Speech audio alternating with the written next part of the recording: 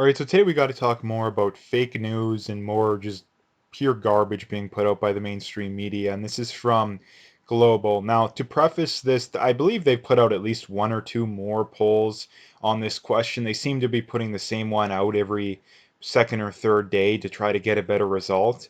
But nonetheless, they said on Wednesday, Italy made it mandatory for people to wear face coverings outside nationwide. Do you think Canada should do the same? And again, 9,253 votes, 63.4 say no, 32.3 say yes. So again, about double as many people say no.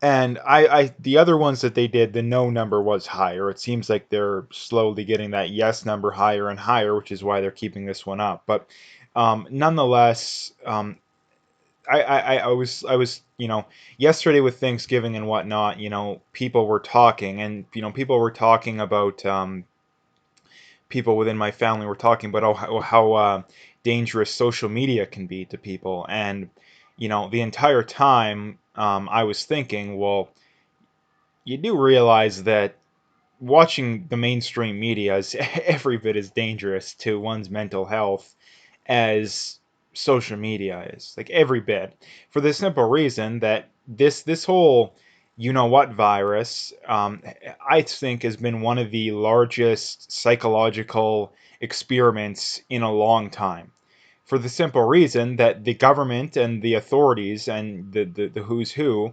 are, I mean, they're doing many things. I mean, I think the main one being is that just how much of a nothing burger can this whole virus situation be?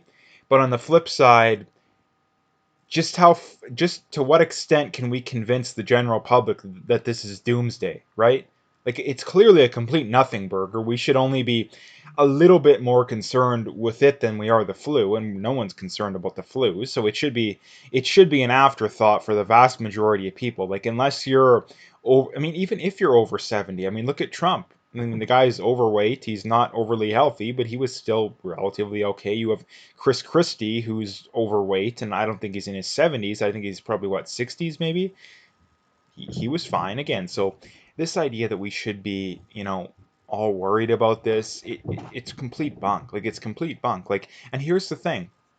If you want to be worried about it, go right ahead. But forcing other people to adhere to your paranoia is pure tyranny. Like, that's stuff out of World War II Germany, or a communist country. Like, that's literal stuff. So again, like, I mean, when it comes to this kind of stuff, like, if you have that one family member that's thinks that this is doomsday and no one should be getting together, I mean, obviously it's too late. I mean, Thanksgiving's already happened, but I mean, technically today actually is Thanksgiving, but most people gather on Sunday. Um, Nonetheless, I mean, it's probably still going to be around for Christmas.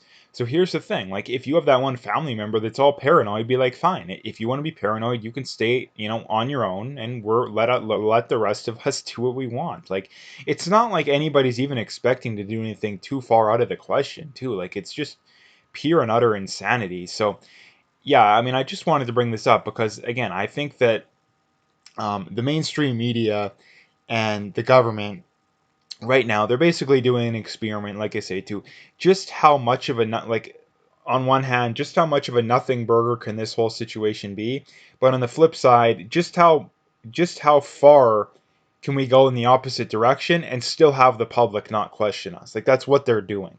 That's what they're doing, because anybody who's overly concerned about this right now, I really don't have words for. Like, I really don't have words for it. It's just pure insanity.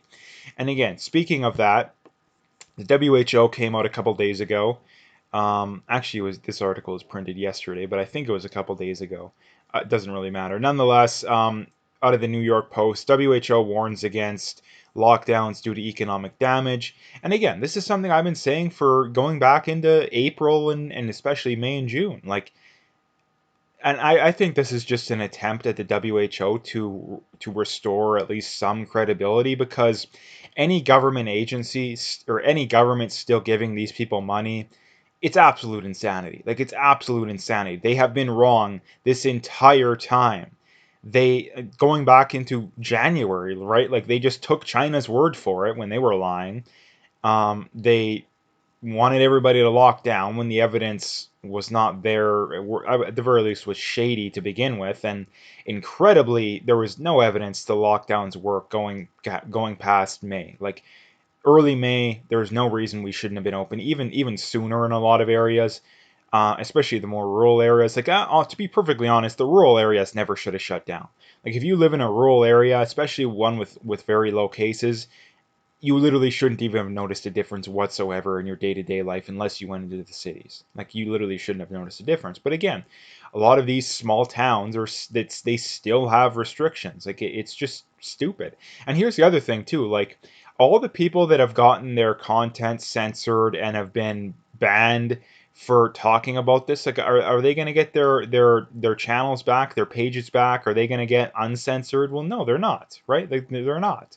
They were right all along, but they're not, right? Because again, the how it works these days is that, if you're someone who, even regardless of whether or not you're an expert, because that doesn't matter, if you go along with the narrative, you will be propped up, and if you don't, it doesn't matter how much of an expert you are, doesn't matter. I mean, I made multiple videos on epidemiologists talking about how the lockdowns don't work, mask mandates don't work, that they're pointless. But yet, does that give me any more credibility in these people's minds? No, because the only people that are credible are the people that agree with them, right? Like these are the same people that think Bill Gates is one of the world's foremost experts on the topic when he doesn't have any formal education whatsoever, right? So again, it's just, I mean, he's no more educated on the topic than you or me. Like, again, it's just pure insanity that's going on. And I mean, here's the reason too why this is so big is that this isn't going away anytime soon.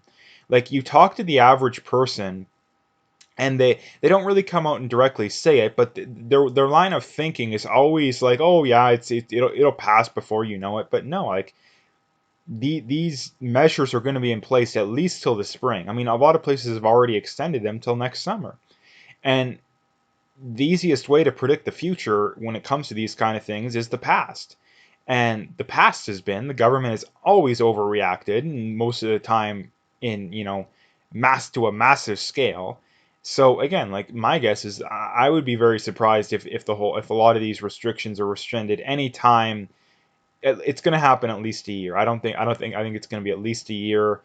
Things will probably calm down in the summer, and it's going to make them look really next summer, and it's going to look really stupid to keep a lot of these restrictions in place. But they'll still come up with an excuse for it. They'll still find an excuse.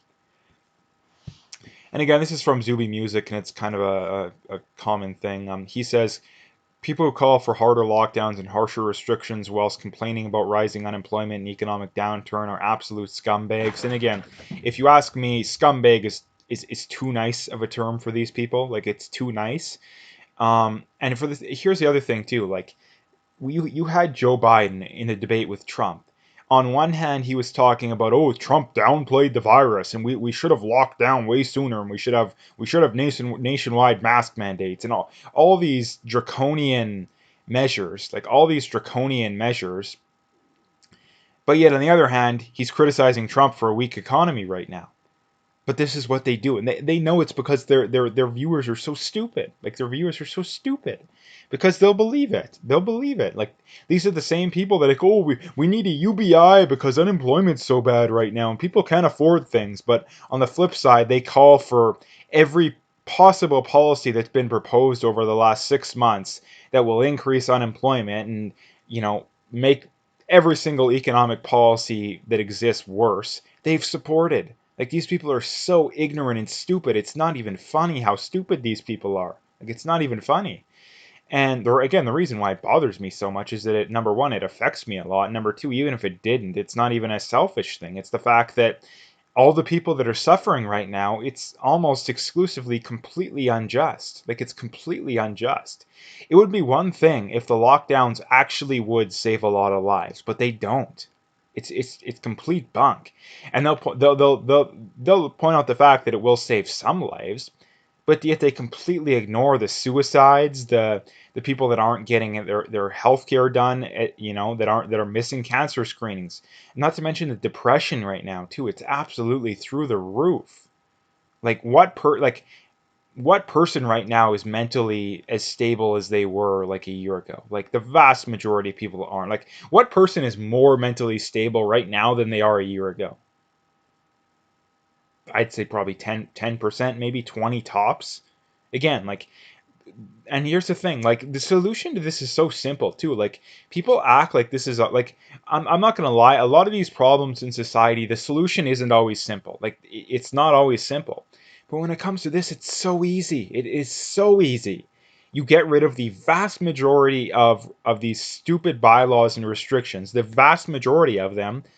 Um, and you restart things. The entirety of government's focus right now should be, how can we create growth? How can we create growth? That should be the entirety of their focus. But that's almost next to none of their focus. I mean, the Canadian government, all the Liberals are worried about is how can we give people more free stuff and how can we implement more regulations? Not to mention a lot of provincial governments too. Doug Ford being one of them. I think Doug Ford, honestly, I think Doug Ford is more hated right now than Justin Trudeau is in Canada. I mean, especially in Ontario, probably. But even in Western Canada, Doug Ford is very hated right now, and for good reason. Like they've done it. He even said like a week ago, "Oh yeah, we're not going to implement more lockdown measures if until I see the evidence to show it." But yet they do it, even though there's no evidence. Like again, it's just pure insanity going on right now. And the last thing to bring up is this story is kind of an interesting one. From Rod Giltaki, he says, "Let me get this straight. Chinese government endorsed gangsters, loaded guns, illegal casino, met with Trudeau twice, donated $1 million to the Trudeau Foundation, donated a statue of Trudeau Sr. Why is the Canadian media ignoring this story?" Obviously, again, the big main Canadian media outlets completely ignoring it. And again, imagine if something like this happened on the scale of Russians with Trump. Like, just imagine. It would be the biggest story. The mainstream media would all of a sudden, they would no longer care about the virus. The virus would be like, you know, at the end of the news. I mean, there is no newspaper today, but it would be the last story on the page of the apps and the internet, right? But when Justin Trudeau does it, nobody cares, right? Like the bias within the mainstream media is so insane right now. It's almost impossible to overstate it. Like it's literally almost impossible to overstate it. Now, again, the big problem being is the vast majority of people don't believe it. Like the vast majority of people think that they're actually getting an honest and objective point of view when they're not in any way, shape, or form. Yeah. So again, that's the latest crazy story when it comes to Justin Trudeau. So anyway, if you liked the video, make sure you hit that like and subscribe if you haven't already. Make sure you follow me on Twitter, especially, but also BitChute and Parler as backups to YouTube and Twitter. Like I say, all those links are in the description, so you can find them all there.